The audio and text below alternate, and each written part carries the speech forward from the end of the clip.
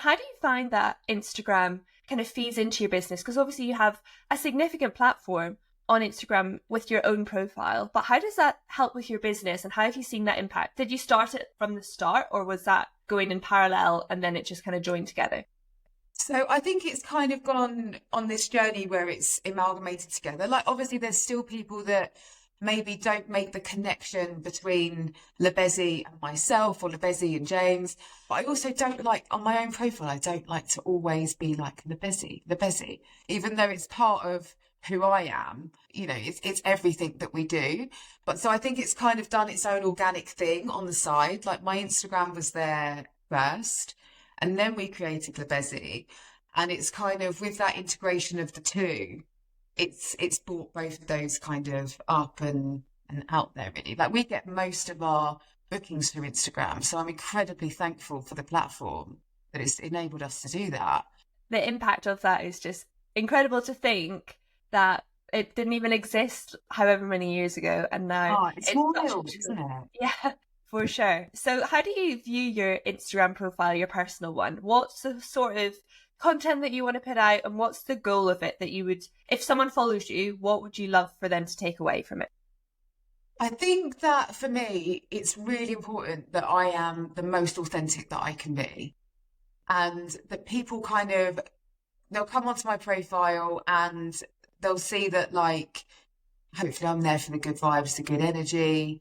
I want people to kind of see quite a fun, laid back side to me, I suppose. Like it's all about just being real. Like I talk quite a bit to camera now on my stories. And from that, like you get a lot more interaction where people, because I think often when you have a certain amount of followers, people seem to think I'm not a real person.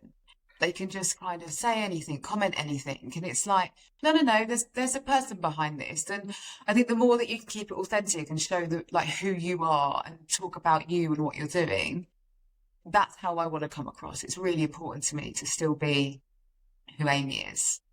I think it's quite interesting that you make the point of being authentic online because it's a little bit of a hot topic, isn't it, of people growing their profiles and trying to maintain the authenticity. But how do you define being authentic? What does that even mean if we actually break it down? I think it's just being you. It's not like maybe when you go on to record a story, it's not keeping recording it. Like I will literally just be like, talk to camera, switch it off. I used to be that person that would maybe be like, oh, I'm going to record something. Oh no, I didn't say that right. Or I looked really fine. Or, stupid things. And now I'm like, I'm so much more comfortable with who I am. So that is me. So I don't tend to overthink too much about perfection and nobody's perfect. So it's, show all your flaws, show everything about you because that's who you are at the end of the day. We're all only human. But I think it takes quite a lot of confidence to do that. And I think that kind of point of being comfortable with who you are is such an important starting point. But it's quite a difficult path to get there as well, I guess. Which is my God, a lot of people, they just want to put their best side out on Instagram. And it's such a hard balance, especially if you have like a significant following. And as you say, people forget that you are a real person. They just think, oh, I can just say this, I can say that. They're not going to read it or care. It's not true. Like you see what people write, but it does take a certain confidence and strength, I suppose, just to let it wash over you completely. Like I've definitely learned that those comments come from that's that person's issue that they have. It's nothing to do with you. And it's just their way of expressing it. Maybe they've had a really bad day. And you just have to just be like, it's not me. It's okay. That's what they're going through. It's fine. That's such an interesting point that often it's just a reflection on what their own insecurities are. Is that what they notice in other people? And if there might be something that they don't think is good enough, they will say it, even if it's completely not true. It's such a mental game, isn't it? You really have to say, no, this is what it is. But I think when you realise that and you really have that as like your core value, it really does make a difference. It really does make a difference. And like I said, it's just learning to let things wash over you, go over your head, and just carry on with the things that make you feel good rather than that one little comment that might get stuck in your head, which sometimes it does. But I just have to be like...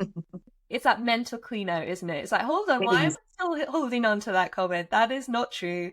Let's let that go. And it's like a little spring clean in your mind, I think is something that very important. And a sprinkling on your Instagram feed as well. Just go through it. If they're not actually building you up, accounts that you follow, then Oh why are my you? God, completely. And if anybody is like giving you negative energy, sometimes I will just think I'm going to remove it, or, because I'm there to create like a positivity and a good energy, which I hope, that's what I portray. So it's important to me to keep that vibe for sure. Yeah.